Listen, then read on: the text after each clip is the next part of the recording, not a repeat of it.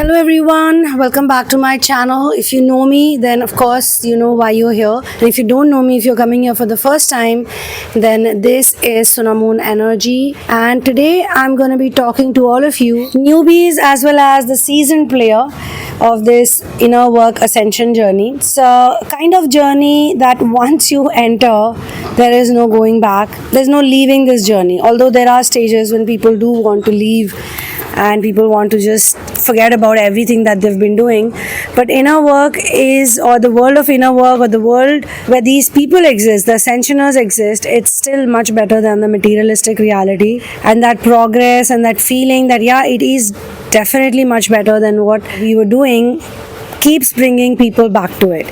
In this video, I'm going to be talking about how narcissism impacts lives of people, and scientifically also, psychologically also, how it really works. If you're an empath and you are facing a lot of narcissism, whether you're in twin flame journey or whether you are doing something else, you're manifesting stuff, or you're practicing law of attraction, or you just want to be integrated with source, you want to be one with God, you want to definitely remove the impact of narcissism from your life, because this is the thing that creates all of the friction, all of the tension, all of the pain, all of the unworthiness, the feeling of unworthiness, feeling that you're not loved, feeling that you're not being understood. And most of the times when people are looking for this information, that's the time they're actually going through it. And it doesn't just stay till narcissistic parents or narcissistic friends or a narcissistic job. It also permeates in your life via narcissistic relationships, narcissistic life partners.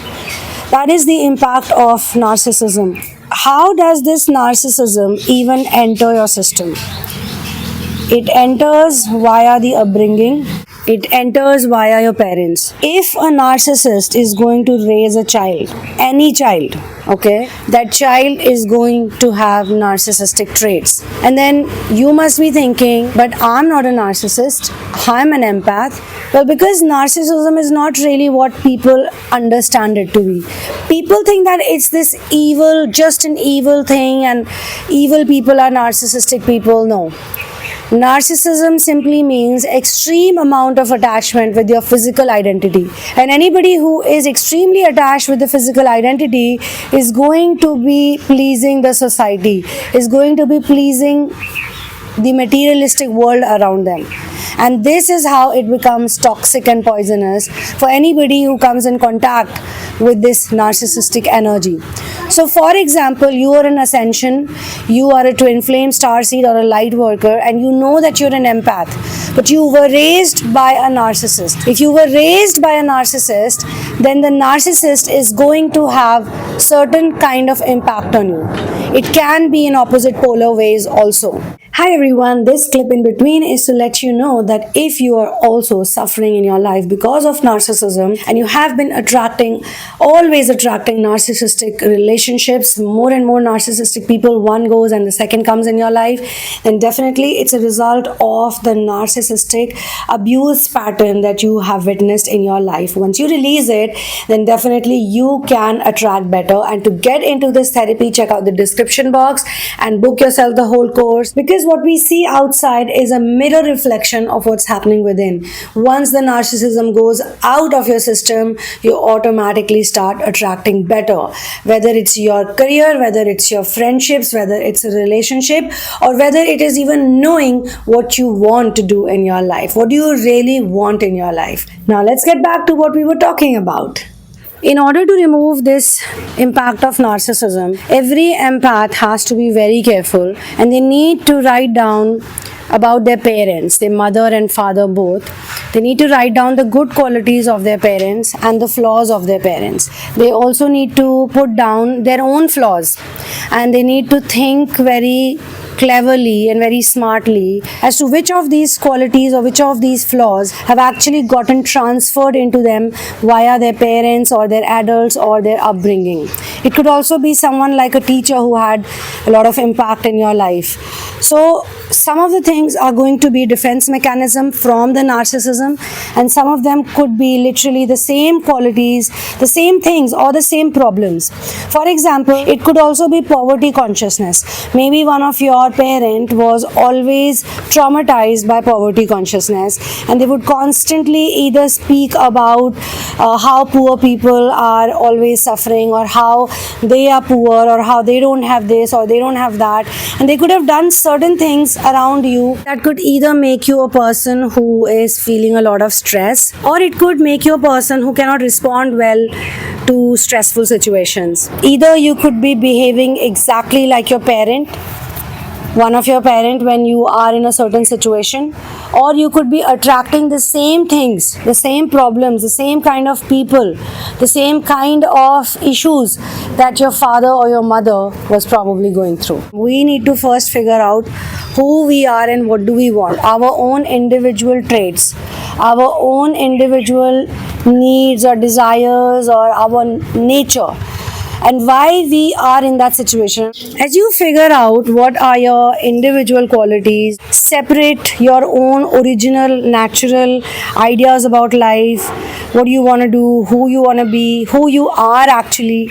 When you figure these things out, then you can also figure out, it's easier, much easier to know that some of these qualities that we see as narcissism could be happening in your life, could be a result of your parents' protectiveness, or their own attempt of trying to give you a better life than what they had, because obviously they were also programmed by someone else, by their own parents. So in a way, everybody is a victim of another victim, because this is how this society is, this is how generational curses are. But the good part is that you don't just get generational curses, you don't just get generational trauma, you also get some gifts, you also get some abilities, you also get ascension. Today you're in ascension because of where you're born and who your parents are. They raised you in such a way. If you look at yourself, aren't you a good person? If you look at yourself, aren't you honest? Is everything wrong about you? It can't be. So if you're a good person, there has to be some contribution by them also. And then of course, there's also your own karma that you carry. It could be possible that in some cases, all of the narcissism in your life is not happening because of your parents or because of the people who raised you, but because of your past life karmas. Some of the actions that you need to correct in this life. Kalu? Cute.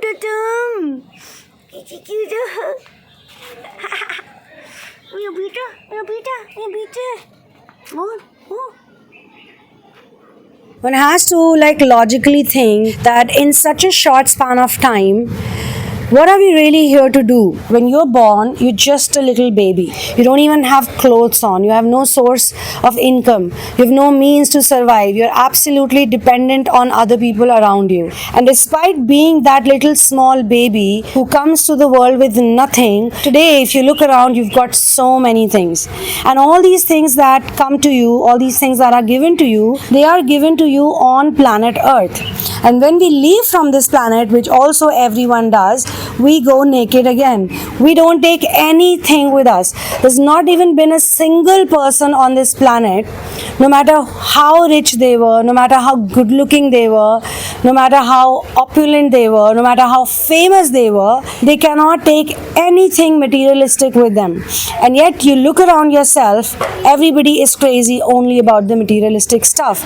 And narcissism is literally that. It is extreme attachment with this material body, where people actually forget that they're also a soul and they're here to learn something, they're here to be somebody, they're here to have experiences, and most importantly, they're here to observe. They're not here to observe what is good or what is bad, because the more we do this is good and this is bad, the more we suffer. The interesting part is that people only suffer till the time they perceive something as bad or good.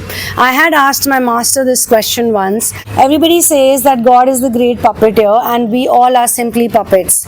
If we are puppets, then why do we suffer for our sins? Because puppets cannot perform any sin. sins, right? As time passed by and I started understanding ascension more deeply, I remembered right after I asked about this whole puppeteer puppet analogy, he said that it's true because without God's wish, without Source's will, a leaf also cannot move.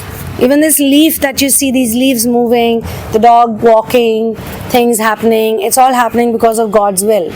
So without God's will, nothing can happen. That was the time I was becoming more and more aware about things. I think people become more aware of the pain rather than of the pleasure. Because pleasure is so addictive, pleasure is so enjoyable.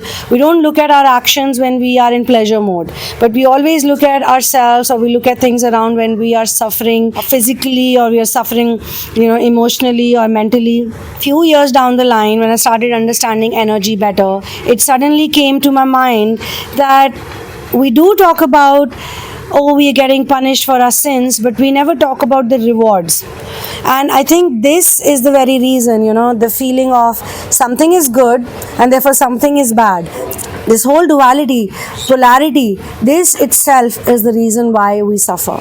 We suffer because we perceive things to be bad and we perceive certain things to be good. If we stop perceiving anything as good and bad and just merely become observers and enjoy everything that's given to us or accept everything that's given to us, we don't put many labels into it. Sometimes we can feel feelings, even if you're in pain, even if you're crying, even if you're sad, instead of saying it's a bad experience, it's a horrible experience, we can simply say it's an experience.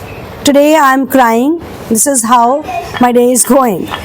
And today I'm not crying, I am doing something, doing this or I'm doing that, this is how my day is going.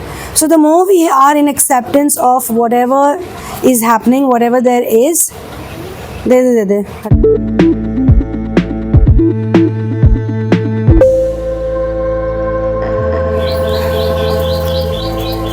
so as long as we perceive something to be good or something to be bad, we're always going to suffer. We're always going to go through immense amount of pain, and there will be so much tragedy in our life.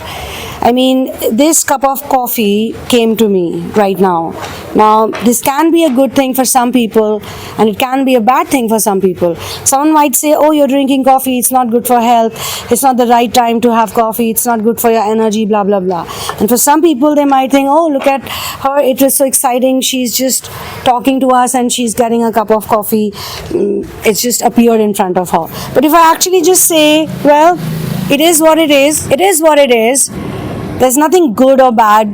There are no labels to be given to a certain situation or a scenario. The best part is when you don't have doership, you don't have karma. Narcissism is dangerous because narcissism creates karma. And anything which is being done with the mindset of getting a result, if you're result oriented, you are going to incur karma. So what does doership do? First of all, it creates good and bad. And secondly, it creates this dire need of how the end product is going to be or how the result is going to be. On Patreon, you can also join the matchmaking list, my exclusive matchmaking and friendship list, because the ascension journey requires you to connect with more and more people, more and more like-minded people. You know that in the materialistic reality, you do not get the solace that you need, and therefore some people also take more time than how a normal person would look at dating scenarios or would look at how to find someone. You can connect with me and you can go to this tier on Patreon. It's a $40 tier. You become a part of the exclusive database where I'm going to help you find the right people that you can connect with. You can also get my book, In the Name of Love, A Journey of Finding Your Ultimate Soulmate. This book is a very high vibrational book. When you read it, you can learn so much about your own self also and what true love really means, because people have been confusing true love with lust, and lust is not love. I will see you in the next video. One love, peace out, and victory to Ram.